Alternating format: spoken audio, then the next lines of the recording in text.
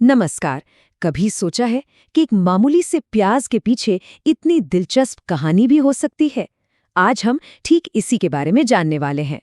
तो सवाल ये है कि आखिर प्याज काटते समय हमारी आंखों से आंसू क्यों बहने लगते हैं। चलिए पता लगाते हैं।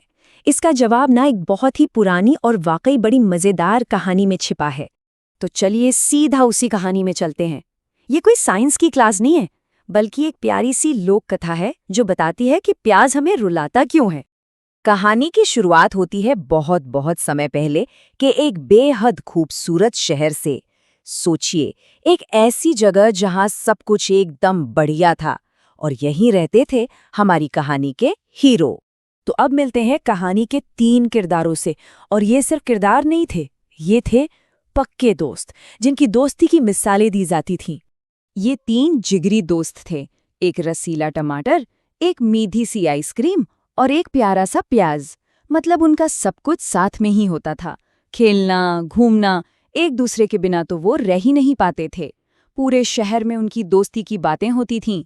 देखिए, जब तक सर्दियां थीं, सब चंगा था। तीनों दोस्त एक साथ खूब खेलते थे, बहुत खुश थे। पर फिर क्या हुआ? धीरे धीरे मौसम ने करवट ली और देखते ही देखते चिलचिलाती गर्मी का मौसम आ गया। अब गर्मियों की एक बहुत ही गर्म दोपहर में तीनों ने सोचा, चलो पार्क में खेलते हैं। टमाटर और प्याज तो फिर भी गर्मी झेल लेते, पर बेचारी आइसक्रीम, उसे तो जरा भी अंदाजा नहीं था कि सूरज आज कितना कहर बरसाने वाला है। और जिसका डर था वही हुआ। वो पार्क में खेलने पहुंचे ही थे कि तेज गर्मी से आइसक्रीम पिघलने लगी। इससे पहले कि टमाटर और प्याज कुछ कर पाते, उनकी प्यारी दोस्त आइसक्रीम पूरी तरह पिघलकर पानी हो गई। दोनों दोस्त ये देखकर बहुत बहुत दुखी हुए। अब भारी मन से टमाटर और प्याज घर की तरफ लौट रहे थे। रास्ते में एक लड़का गेंद से खेल रहा था। अचानक उसने गेंद इतनी जोर से फेंकी कि वो सीधी जाकर टमाटर को लग गई और बेचारा टमाटर वहीं कुचल गया।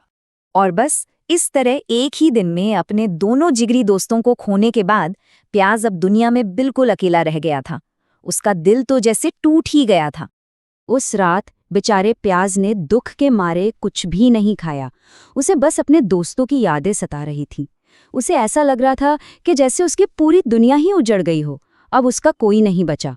इसी अकेलेपन और दुख में डूबे हुए उसने ऊपर देखकर भगवान से प्रार्थना की, हे भगवान, मेरे दोनों सबसे अच्छे दोस्त तो चले गए। अगर कल को मुझे कुछ हो गया तो मेरे लिए आंसू बहाने वाला भी कोई नहीं होगा। और तभी एक चमत्कार हुआ। कहते हैं ना, सच्चे दिल से की गई प्रार्थना हमेशा सुनी जाती है। प्याज की प्रार्थना भी सुन ली गई। और अब आता है कहानी का सबसे दिलचस्प मोड़। जैसे ही प्याज ने अपनी बात खत्म की, अचानक आसमान में एक जोरदार तेज रोशनी चमकी और उस रोशनी से एक आवाज गूंजी। उस दिव्य आवाज ने प्याज को एक वरदान दिया। आवाज ने कहा, प्याज, तुम चिंता मत करो। आज से अगर तुम्हें कुछ भी हुआ, अगर तुम्हें काटा गया, तो तुम्हारे लिए कोई एक नहीं, बल्कि तुम्हारे आसपास मौजूद हर इंसान रोएगा। और कहते हैं कि बस उसी दिन से जब भी किसी प्याज को काटा जाता है, तो भगवान के उसी वरदान की वजह से हम सब उसके लिए आंसू बहाते हैं। तो ये है उस सवाल का कहानी वाला जवाब। तो अगली बार जब रसोई में प्याज काटते हुए आंखों में पानी आए, तो क्या पता ये प्यारी सी कहानी याद आ जाए।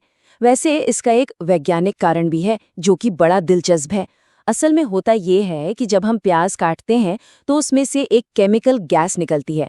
अब जैसे ही ये गैस हमारी आंखों के संपर्क में आती है तो एक हल्का सा एसिड बनाती है, जिससे जलन होती है और हमारी आंखें इसी जलन से खुद को बचाने के लिए आंसू निकालती हैं।